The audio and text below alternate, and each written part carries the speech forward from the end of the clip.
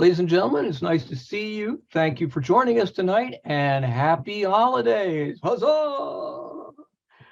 I'm here with my friend John Edgington. Hello, John. Say something intelligent. Hello, we chose tonight for Reggie's presentation because we figured nobody would be underway. No, it is a terrible night here in Annapolis, Maryland, and I'm awfully glad you could join us for this. There could be no more perfect night than tonight, with the rain pouring down and the cold wind blowing. For those of you who are joining us up in the Boston area, I know you've got a lot of snow going on there, and sorry to hear it.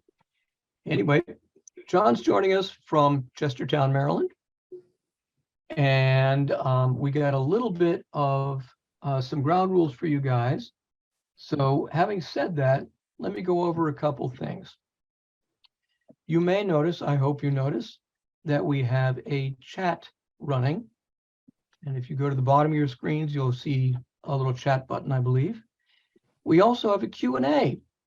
So we're going to be talking with Reggie Townsend. And as you have questions, type them into your Q&A box. And at the end of the session, we'll go through them. And John and I will do the best to make sense of what you wrote. Oh my God, help us all.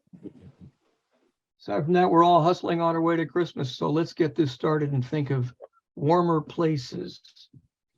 Reggie, welcome. It's great to see you. Well, thank you. I'm here, and we'll try not to run the ship aground tonight. I know you won't. Anyway, we want to thank you very much for spending your time with us here with the American Schooner Association and the Great Chesapeake Bay Schooner Race. And Reg, if you are ready, let's find your share screen button and get over to your presentation. Okay. All right.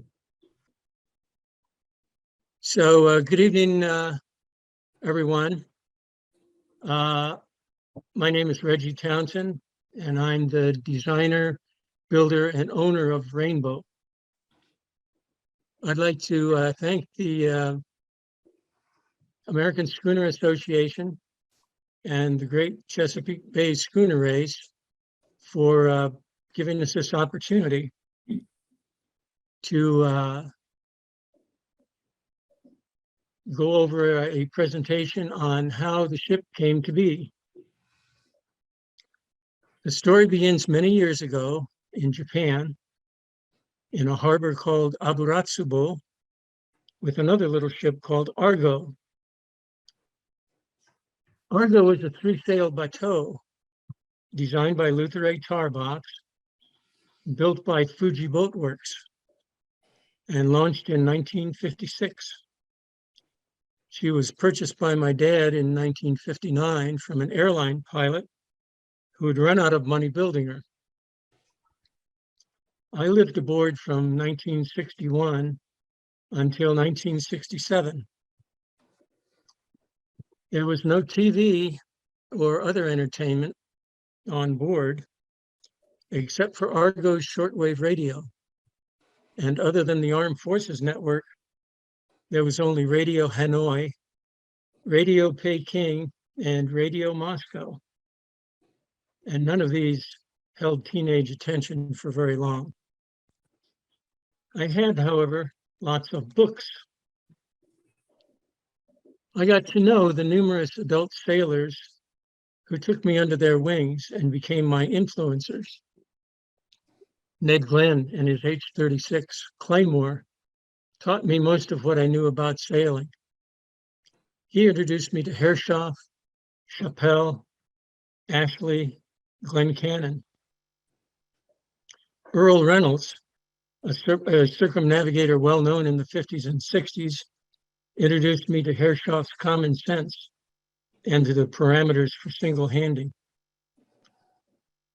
Miles and Burl Smeaton, who visited Aburatsubo for several weeks and whom I got to know well, included me in many discussions about heavy weather sailing and open ocean attitude. Bob Herring of Lubell, how to single hand aloft. Bob and Nancy Griffiths of Bawani, how not to spend a fortune cruising. Walter Crowe, who sailed as a cabin boy on a four-masted bark in the Oregon to Australia lumber trade, and Jay McClintock, the second person to single-hand the North Pacific after Laurier. During my teen years, I taught myself basic boat design, how to figure the center of effort, center of lateral resistance, how to draw fair lines, and make and use a table of offsets, how to loft, how to figure displacement and stability. Most of my designs were topsail schooners and gaff schooners, brigantines, even brigs, 45 to 55 foot range. In 1978, I bought Argo from my dad and made a first attempt at bringing her back to the US. This was with a crew which included my brand new wife. However, a brass outlet fitting on the bottom of a copper water tank gave out 3 days into the trip. So we had to go back to Japan, and I returned to the States. I returned to Japan in the spring of '79, prepared the ship, and then left in the early summer, this time single-handed. The North Pacific, lots of gloomy weather. Running on DR when the Celestial was unavailable. There was no GPS in those days.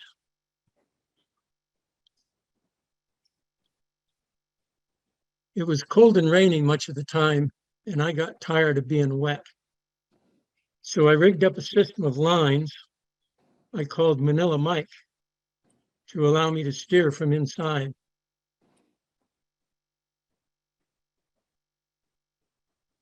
Hey, Reggie, I let's kept hold. in radio contact with the U.S. Navy weather office at Yokosuka Base for the first several days of the trip. When we had an unexpected gale come along, I notified the weatherman afterwards, who had a bit of a chuckle, and he said that, oh yeah, the isobars turned out to be a little closer together than we expected. I encountered 3 gales during the crossing, the longest being 36 hours, bare poling with warps out the stern. 6 days with no fix, but I was only 9 miles off when I finally did get a good fix. That gale pushed us up the waves towards the Aleutians. 1,500 miles off the California coast, we experienced several calm days. Realizing that it was very difficult to get photos of one ship when underway, and Argo moving very slowly at the time, I put the dinghy in the water and went for a bit of a row. It was 60 days from Abrazávo to San Diego. I sold Argo in 1981 when my company transferred me to South Korea. After a spell, I got out my drawing board and started working on more boat plans. What was to become Rainbow started germinating. She went through many evolutions: wood and epoxy construction, ferro cement, even steel, schooner, brigantine, brig, 55-foot range.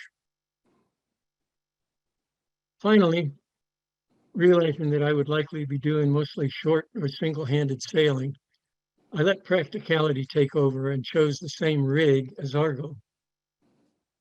For size, I let the development of the lines dictate that. She came out to be 63 foot on deck, 15.5-foot beam, 7-foot draft, 81,000 pounds displacement. I hired the boat designer George Bueller to look things over. He proposed more elegant lines above the waterline, but we left the underbody pretty much as I had drawn it. The sail plan carries 2,233 square feet. It's basically a bug-eye rig. In spite of not being a true schooner, bug-eyes are called after a schooner rig. So therefore, main, fore, and jib. Bueller sent me reams of computer printouts, but no stability calculations, which were the most important to me because I expected that the rig would be heavy and she had a sharp underbody. Bueller told me that no one did stability calculations anymore as a general thing, but he did know one fellow who would produce a set for $25,000. So I'd already done the stability calcs myself once. I recollected my data, redid the calcs, and everything turned out just fine.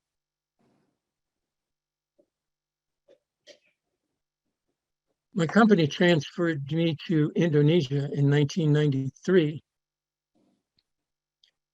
It seemed like the timing, the location, and the funding were right. So I hired the only yacht builder in the country to build the ship for a contracted amount in a specified time frame. Here we are lofting out the lines on the shop floor.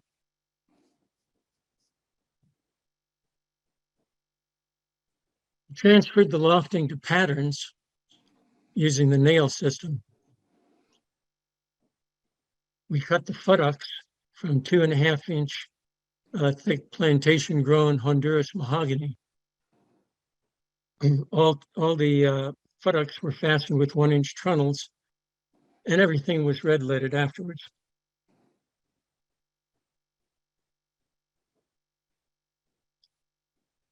We made a mold to laminate the Honduras mahogany deck beams. Considerable crown to the deck, as you can see. Here are some of the teak, stem, and deadwood timbers with my young daughter in the background. The builder was working very slowly by this time and asking for more money than was contracted. And I started having second thoughts about their ability to do the work.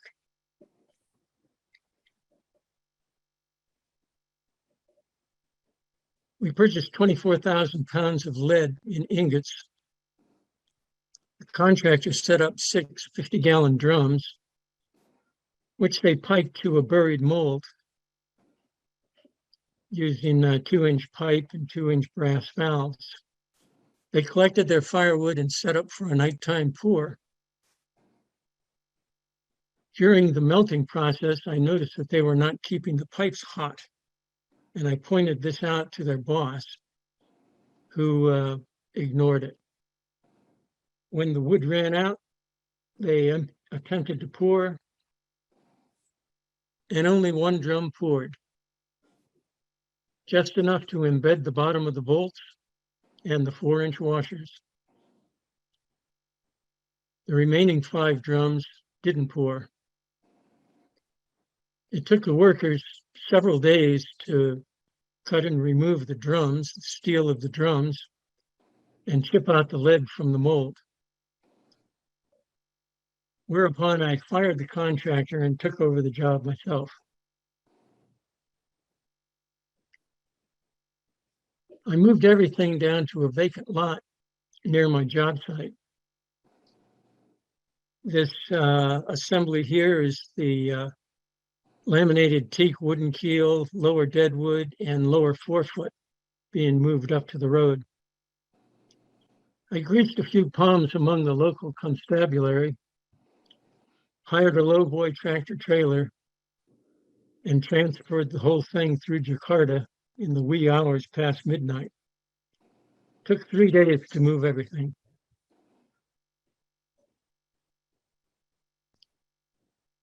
The first thing to do was to pour the lead keel. So we reburied the mold, jabbed a new steel trough right here. Whoops. Let's get back where we belong. Sorry about that, folks.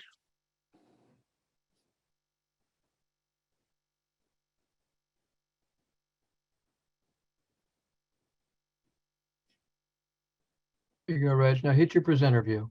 Yeah, we're getting there. All good. Okay, back again. So where were we? Let's see. We fabbed the trough. We buried the mold. We set up forms to hold the bolts. I collected a huge amount of scrap wood, and we started our melting fire early in the afternoon. We kept everything hot and poured about midnight. I should point out that this time on the bottom of our melting pot, we had two 4-inch pipes with 4-inch brass valves, and we built fires right underneath that pipe and valves. And this time we had a successful pour.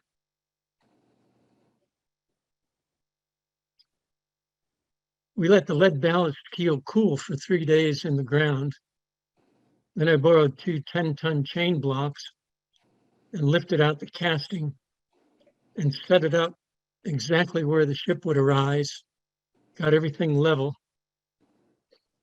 I had the boys vertically align the 26-inch-and-a-quarter bronze bolts. And then we made a plywood pattern for the bolts.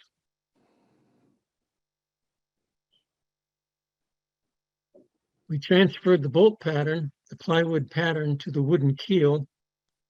I built a jig, and then we bored the ballast keel bolts.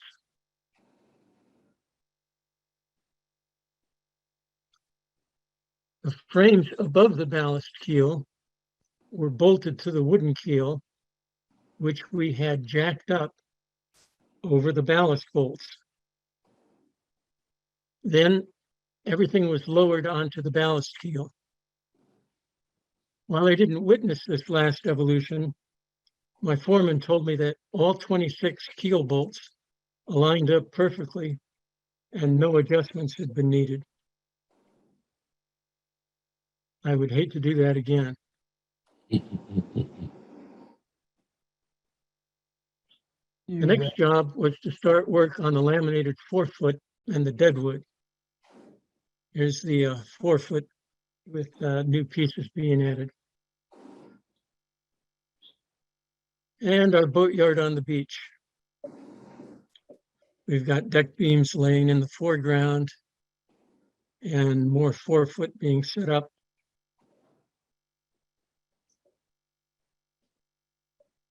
We fit in the stem.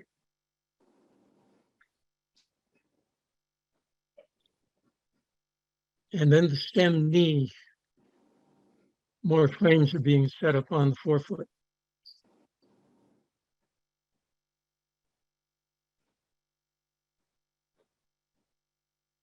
We started to cut in the garboard rabbet. Here's the first plank being fit up. All the hull planking is nominal 2-inch thick teak.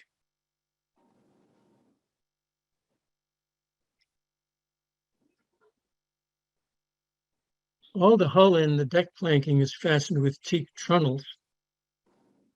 The large bronze screws that would have been required were not available in Indonesia. I could have had them fabbed in Singapore and imported to Jakarta, but that would have cost about $10 a piece at the time, and 7,000 would have been required. That was my estimate. So we gave trunnels a try, and they've been working out very well. You might note that all the planking and the hull planking and deck planking is nibbed at the ends to eliminate splits. I had one fellow that who did nothing but make trunnels and their wedges. The dimensioning of the trunnels, of course, is very critical. They have to be exactly 0.5 millimeter larger than the hole they go into. We made patterns and had the pintles and gudgeons cast in bronze at a local shop.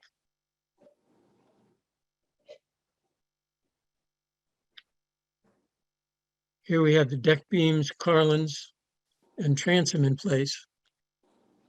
The deck beams are nominal 4 by 5 inches, except at openings where they're 5 by 5 inches.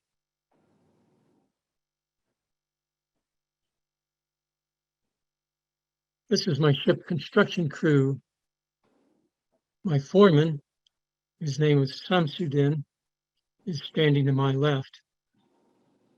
After launch, when I let go most of the crew, I kept 2 carpenters who installed the deck planking and the cabin sole.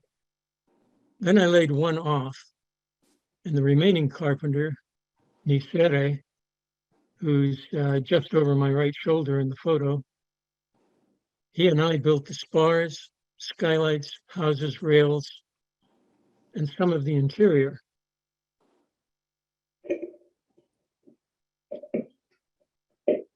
The weekend launch day was very hectic and stressful. I borrowed a crane from my job site. We put down steel plates on the beach, and I laid down an anchor as far offshore as possible. Even so, we just barely made it.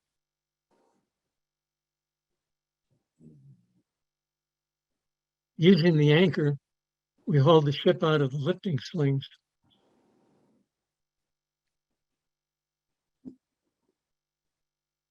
Fortunately, the bottom was steep too, and the ship only drew about 5.5 feet at launch. We were lucky with the crane. You'll note the steel plate in the foreground sunken in the sand.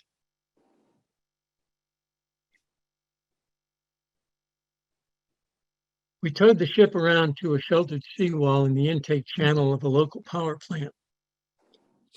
This is where the work was completed. Here is the 2-inch thick teak deck planking being installed.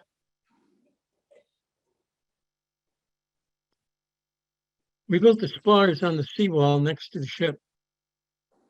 All the spars were of a wood called meranti, which is a sort of a luan.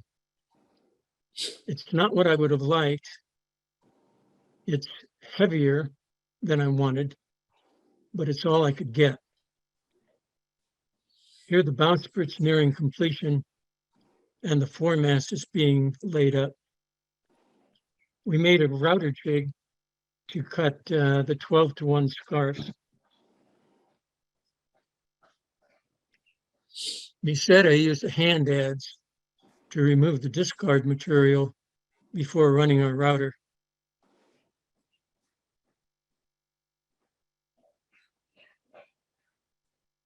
My son Joshua, Nisere, and I are here maneuvering the 25.5-foot long bowsprit into position.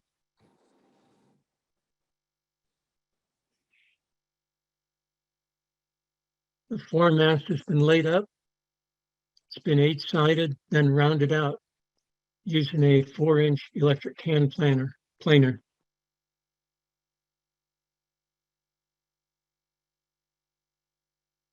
After completion of the mast and coatings, both were rolled up onto the ship and secured for a trip around to the job site.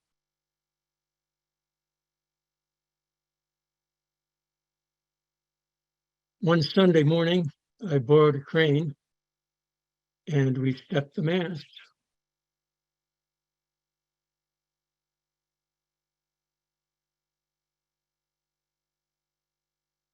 We finally got out for the first sail, 3.5 hours worth, on a Saturday morning, May 2nd, 1998. Now you may remember that all through 1997 and worsening into 1998, the economies of Asian countries were collapsing. In Indonesia, as the economy fell apart, the citizens rebelled against their government and ousted their president. Then, in keeping with the local history, they commenced an ethnic cleansing of the Chinese population, who ran most of the businesses and who were blamed by the ethnic Malay population for their economic woes. Most of the foreign companies, my own included, evacuated personnel from Jakarta to Singapore in the spring of 1998. I faced the choice of either abandoning the ship and returning to the US, or of sending my family back home while I returned to complete the work and sail out of there. I chose the latter. Jakarta was a very strange place when I returned. It's surrounded by a road called the Ring Road, which is much like the Beltway up in Washington and is normally crammed with traffic. The first few days that I was there, I was the only one on the Ring Road. The situation was not very good, and as soon as the ship was minimally ready, I departed. I'd been able to recruit a sailor from Australia named Russell and another fellow from the UK who was living in Sydney at the time. We got underway from Jakarta on July 15th, 1998. The first night out was very inauspicious, as we were caught with no wind on the upcurrent side of Sangiang Island in the Sunda Straits. A faint breeze came along in the wee hours of the morning, which carried us past the island, although well within the sound of the breakers. We'd not been able to haul the ship for bottom cleaning prior to departure. So a couple of days later, Russell and I dove under the ship to remove vast clamps of mussels growing on the bottom. We'd pull off clumps 2 and 3 feet long and watch them disappear into the depths, hoping that there was nothing down there, curious enough to follow them back to their source. With only 3.5 hours of shakedown prior to departure, there were many items requiring attention during the first couple weeks. We picked up the company of many seabirds during the trip, whom we always called Janet the Gannet or Trudy the Nudie, even if they were boobies, as was the case here. One sunny day, Russell decided to have an adventure and climbed the foremast. He got nearly to the top before I chickened out and asked him to return to the deck.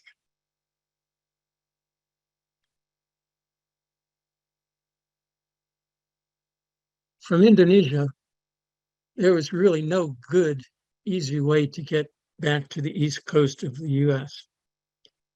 The North Pacific I'd already done and wanted to try something different. The South Pacific and Cape Horn was not something I was enamored of, nor did I particularly like an uphill rounding of the Cape of Good Hope. So I opted for the Red Sea and Suez. We ran in the Southeast trades for much of the Indian Ocean crossing.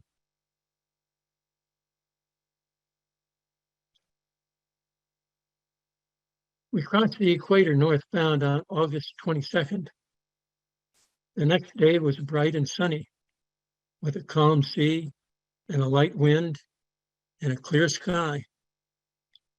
I had just relieved Russell on watch when I suddenly became aware of a steady droning sound, for all the world like a small aircraft engine.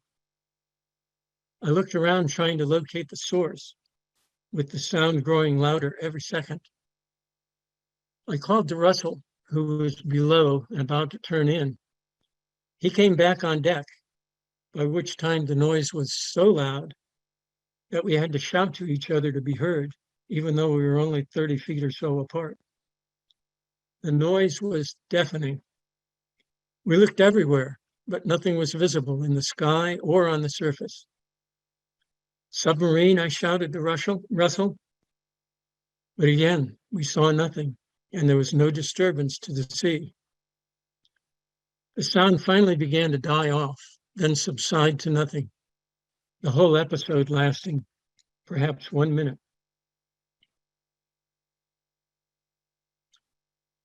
We entered the Gulf of Aden in late August.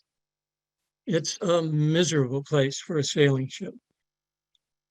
There's strong currents, light and fickle winds sometimes, strong headwinds the next. We experienced our first knockdown here early one morning. A great deal of sea life, but not a fishing boat to be seen anywhere. This is the Somali coast, which is dismal. Dust from the desert blew out over the Gulf and covered the ship continuously. September 12th, we anchored in Djibouti. The port captain moved us to a mole, which happened to be next to the slaughterhouse for camels. The quantities of flies here were biblical. I sent my UK crew home, but kept Russell. We fell in with a SEAL team, a US Navy SEAL team, which was working ops out of the US Embassy.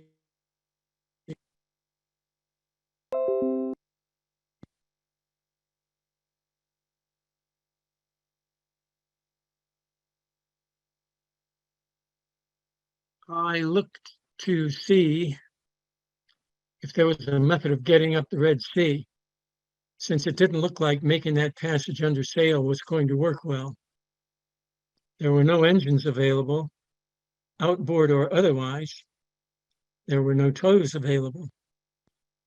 Finally, I got a lift on a container ship as deck cargo.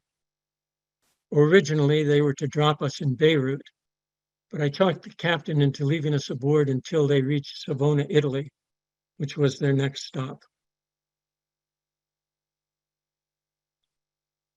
Here we are on the container ship going through the Suez Canal.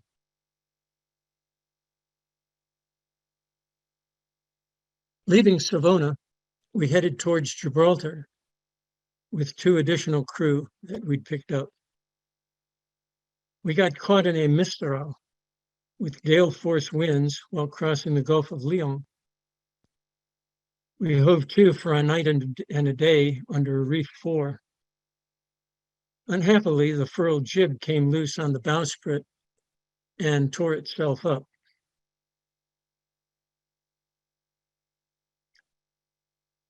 We got a tow partway into Palamos, Spain, where we were able to get the jib repaired. It was becoming, however, that before any more serious sailing was to happen. The main thing was the blocks. They had unbushed sleeves. In spite of the sheaves being made out of lignum vitae, they were wearing out very quickly.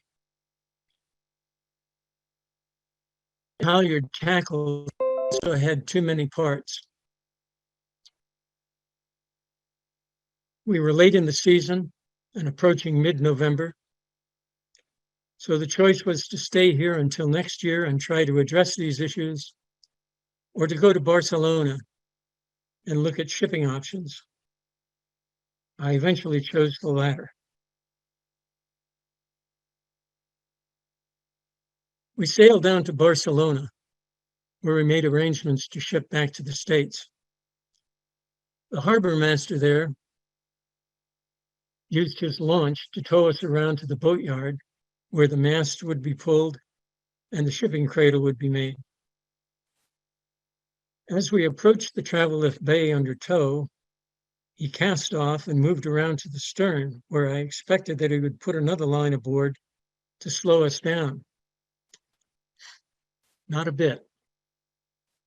Instead, he lay off about 50 feet and watched us as we headed for the bay at about 4 knots. Russell on the bow threw a 1-inch line to the dockhand and attempted to slow the ship. The polypropylene line snapped as soon as strain came on it. I had another line on the quarter, a 1-inch Dacron, which I threw to the dockhand and then took a couple of quick turns around the quarter bit. With much squealing and noise, the ship came to a stop just inches from the concrete end of the bay. Needless to say, I was not pleased with our harbor master.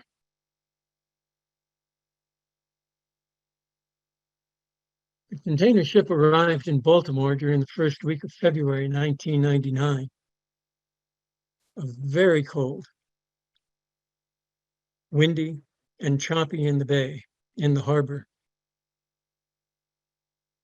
The container ship placed Rainbow in the water and put the spars on the dock. I moved the ship around to a slight shelter we had around a corner of the mole, borrowed an articulating forklift from the dock foreman, and moved the spars to the ship.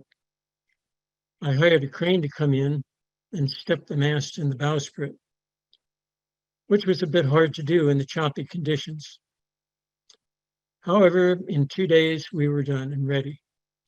We left Baltimore one night under very icy conditions, which lasted all the way down the bay.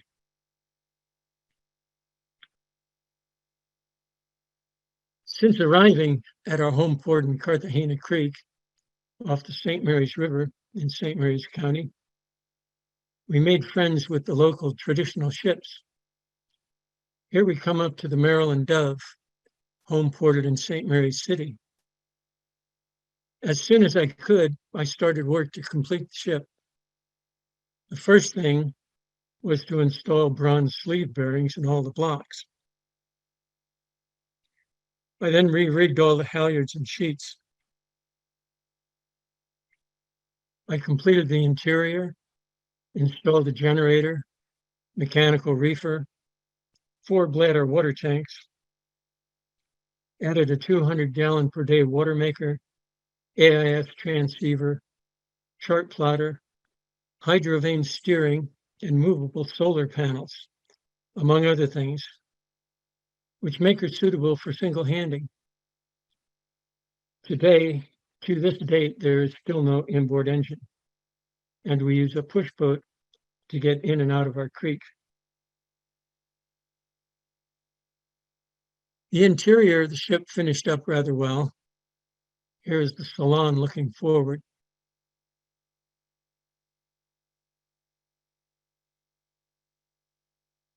And the galley looking forward.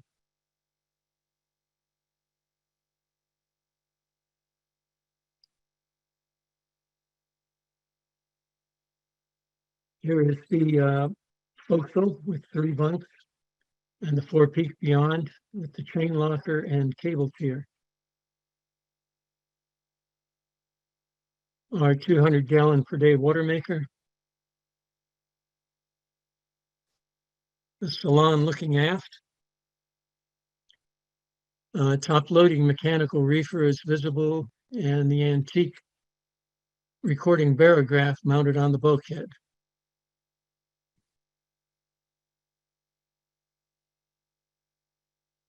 The chart house port side. We have drawers for our paper charts. We keep paper charts of the cruising area in addition to what we have on our chart plotter. Above the drawers, we'll see our trip log, which came across the North Pacific with me, the lead line on the bulkhead, and the steering just visible beyond the ladder. The tiller was ordered as ironwood, but was delivered as ebony. And we probably have one of the few, if not the only, ebony tiller around.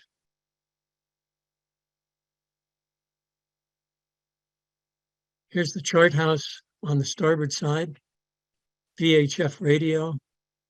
The HF radio is behind the laptop, which is the HF radio is open to the amateur bands as well. and it can receive NavTex and weather facts. The AIS transceiver is up under the deck, and the laptop is open and running OpenCPN.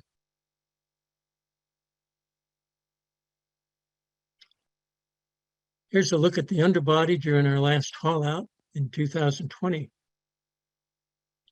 Rainbow hauls out every 3 years for bottom maintenance and painting.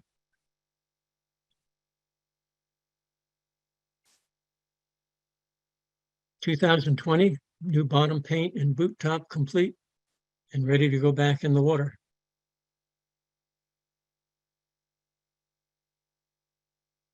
Since retiring some years ago, we've had the ship out to Bermuda with the crew. We've been offshore numerous times, sometimes with the crew, more often without. Sometimes it's rough. Here we are about 150 miles out, hove to during a gale. Single-handing, of course.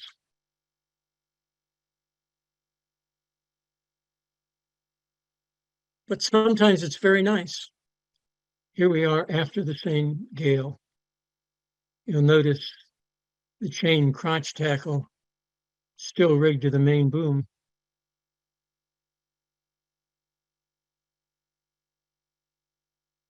And sometimes it's very quiet. Here we are underway in the Potomac with my daughter. And now we're approaching the end of this presentation. I'd like to again thank the American Schooner Association and the Great Chesapeake Bay Schooner Race for providing this opportunity. The next and final slide I have shows the ship's Facebook page address, as well as my email address, should anyone wish to contact us. So good evening, everyone. Thank you for attending, and a Merry Christmas to all.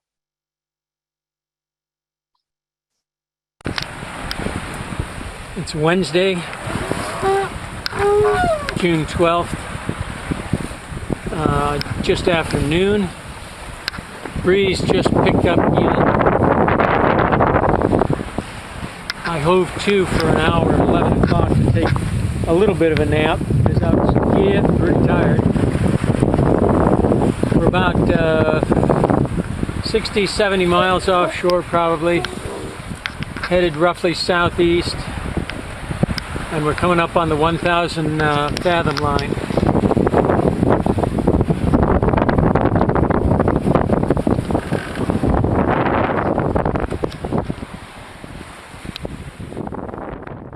Well, there you go, Reggie. Excellent job. I want everybody to give him a big hand for the technical side. Whoa! You get all the applause, not me. Oh my God, yesterday at 10 o'clock, this was a real mess.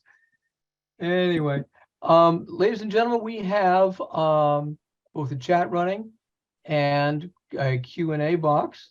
So if you have any questions, please take a second and type them in and get them across. And having done that, let's see what we got, a Q&A over here, and good. Reggie, one of the questions I have here is what was your employment? Who was your employer when you ended up in Indonesia? I worked for an international heavy construction company by the name of Bechtel. And at the time we were building combined cycle power plants in Indonesia. Got it. Got it. Very cool. That sounds like a real mess to have that lead pour aborted. You must have been incredibly frustrated. It was, yeah. Yes, it was. That was kind of the final straw for that contractor. John, do you have something? Yes, Reggie, if I wanted to purchase a vessel such as Rainbow, where should I look?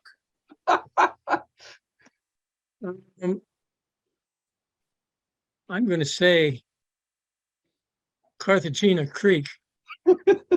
She's the only one built to that design.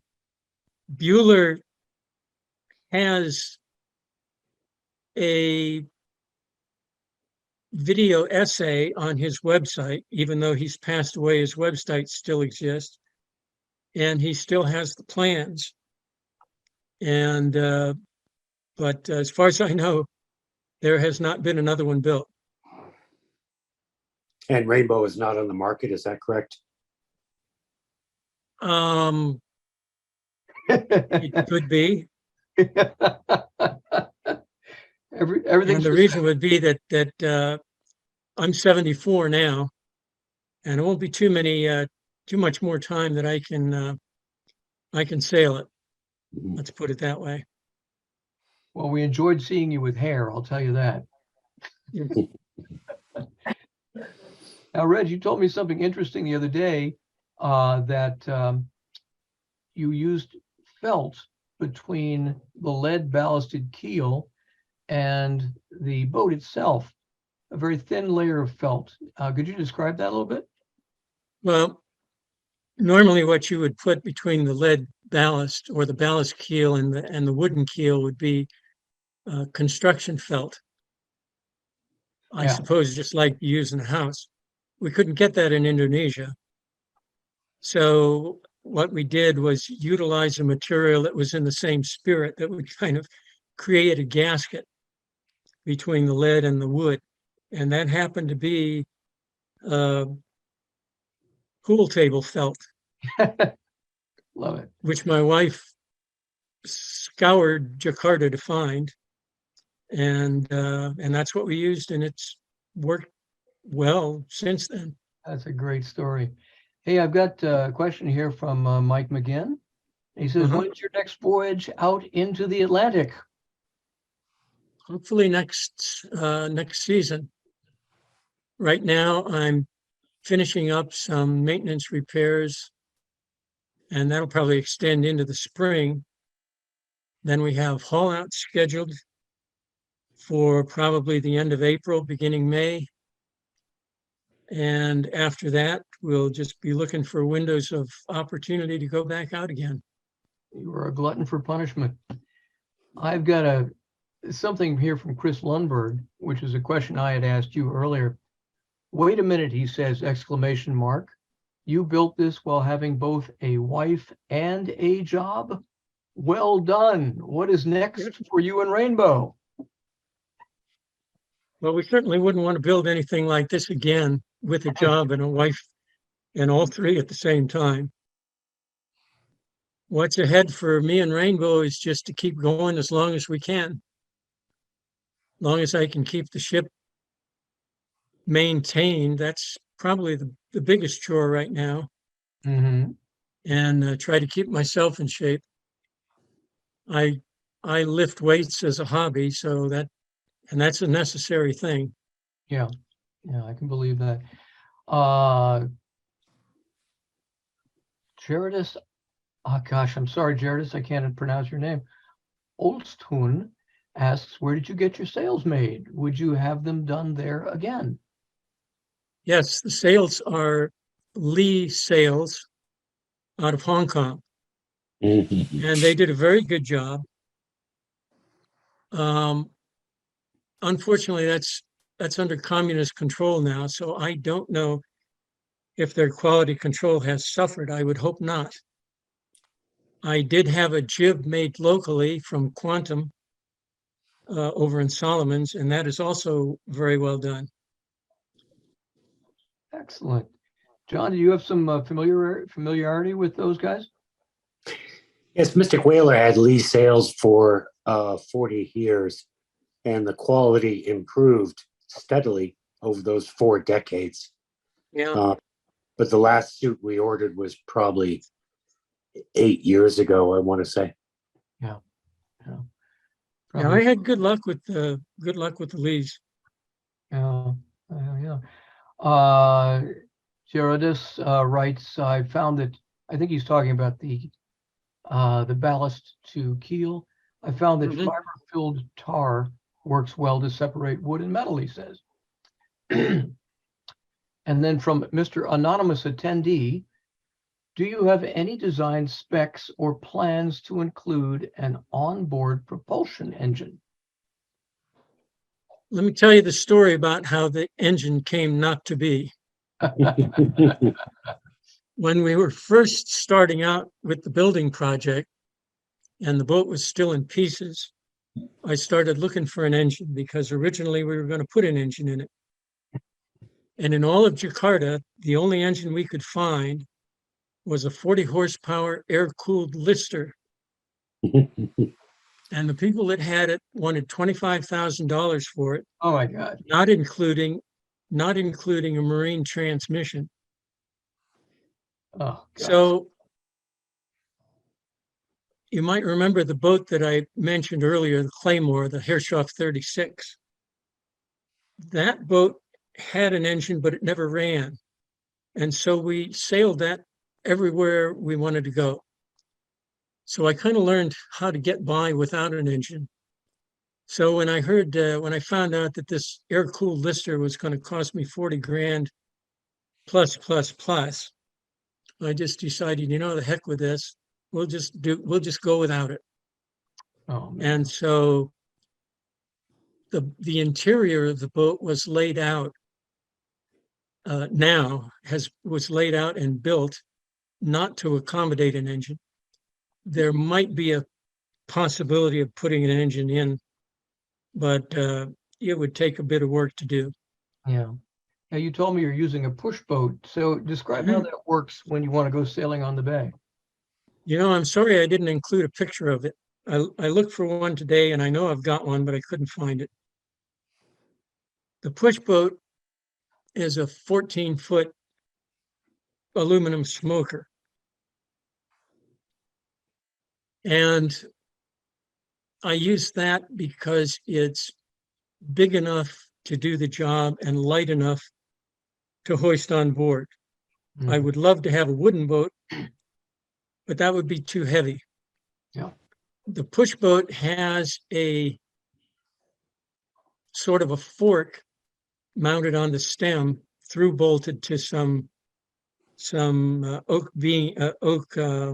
partners, and that fork fits around the vertical shaft of the hydrovane steering. The vertical shaft of the hydrovane is very stout. It's like a Schedule 40 or heavier pipe. And that fork fits around that. And then I have two guys which run from the quarter bits on the ship back to cleats on either side of the push boat near the stern. And then I have an 1.5 inch PVC pipe that runs from the throttle handle of the outboard up to the wheel on the ship. Oh, man. And that mercury, the push boat has a 20 horsepower mercury, which has in handle throttle and gear shift. So by moving that, by turning the PVC pipe, I can have speed forward and reverse. Wow. And so when we're sailing in the bay, generally I tow the push boat. When I go offshore, I hoist it aboard. Yeah. Pretty cool.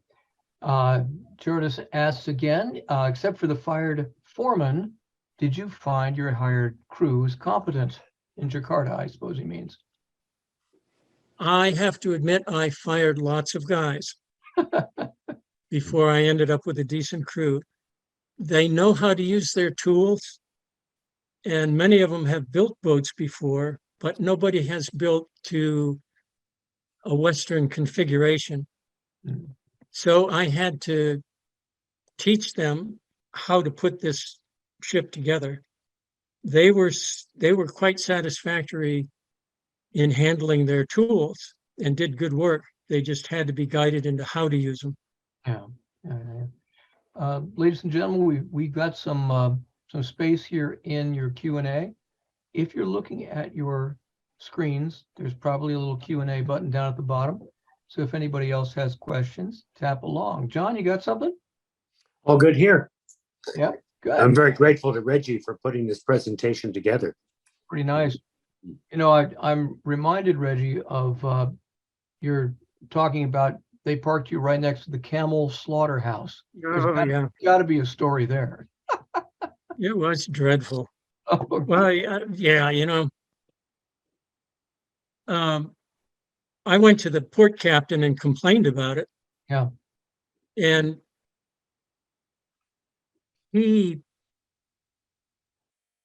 told me because what they were doing was the slaughterhouse was throwing offal and discards out on the just outside of their building, really. right on the mole.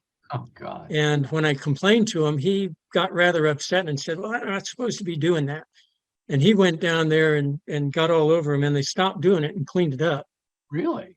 But there was still a couple of days when it was Oh, monumental.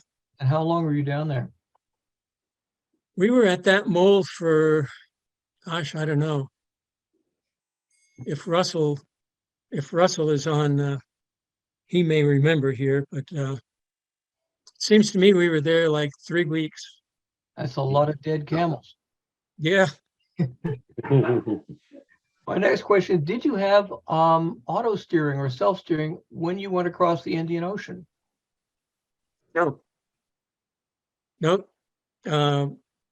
We had our 3 guys. We ran 3 watches Yeah. most of the time. And no, I didn't put the hydrovane on until, oh gosh, it's been maybe 5 or 6 years now.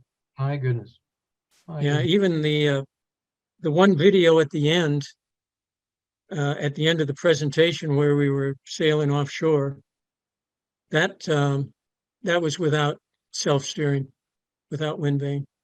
Oh, it's pretty impressive.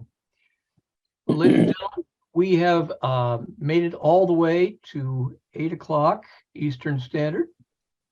And it's time for us to wrap it up. Any last questions we have coming in, type them now or forever hold your peas. Reggie, this has been a very impressive job. Oh, it looks like Russell's responded. He says, Russell just answered me. yeah, 3 weeks is about right. Not right. You didn't mention the Yeah, I was birds. thinking that's what it was. You didn't mention the birds that ate the offal and pooped all over the boat. Well, I think the flies drove the birds away. Oh, God. Oh, my goodness.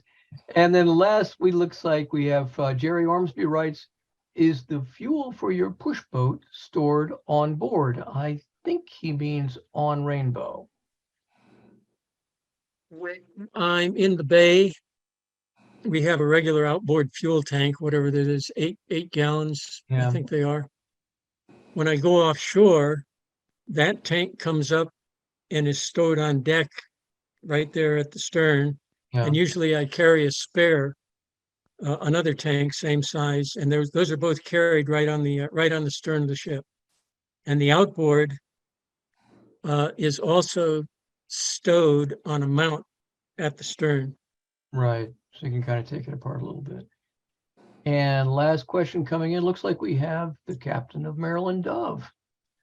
Bill Gates says, if you built Rainbow again, is there anything you would change? If I built Rainbow again, one thing I would do probably is slightly shorten the mast, maybe take 6 feet or 7 feet off the top. And I would also raise the booms up an additional foot, maybe. My wife says put an engine in it, which might be a possibility as well. The other thing is I might consider adding 8, 10, or 12 inches to the beam. Nice, nice. All right, my friends, it is 8 plus 8. We're after 8 now. And I want to thank you all for joining us. And on behalf of the American Schooner Association and the Great Chesapeake Bay Schooner Race. I want to thank our friend Reggie Townsend here. He has really stuck to his task. This is a tough thing to do, to pull this together, and thank you so much, Reg. Well, thank you for all your efforts. Absolutely. you, Now, Reg. ladies and gentlemen, I would love it if any of you have any ideas of who else can be a presenter for us. Please send them over to me. I would love to include them. And you can find me just by, excuse me, going on to gcbsr.org, Great Chesapeake Bay Schooning Race.org, and contact us, and you'll be able to send a message, which will sooner or later get to me. John, thank you very much for sitting in with us all. And thank you all. All right. I wish you all a very happy holiday season. Merry Christmas if that's what you do, and happy holidays if it's not. Have a wonderful time, and thank you so much, everyone. This will be available as a recording on both of our websites, probably by midday tomorrow. Thanks, everybody. Thank you, Duncan.